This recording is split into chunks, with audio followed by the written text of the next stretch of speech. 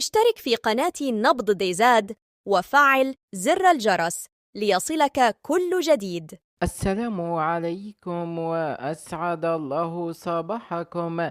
يتحدث العديد من الناشطين على منصات التواصل الاجتماعي في الساعة الأخيرة عن الشبه الكبير بين المتميزان من دولتي الجزائر وشقيقة تونس.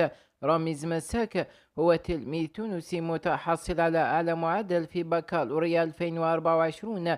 ملامح رامز تشبه كثيرا ملامح مقران محمد الأمين، وهو التلميذ الجزائري المتحصل هو الآخر على أعلى معدل في بكالوريا 2024 بالجزائر. الجميل في الصورتين أن الشابين أبناء شقيقتين تونس والجزائر، والمميز أنهما متصدري باك 2024.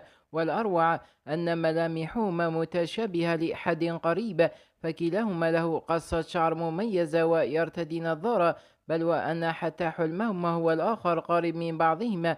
فالأمنية جمعت مزاولة الدراسة في الخارج في تخصصين متشابهين، الأول يأخذ تخصص الأمن السيبراني، والثاني يأخذ تخصص الذكاء الاصطناعي.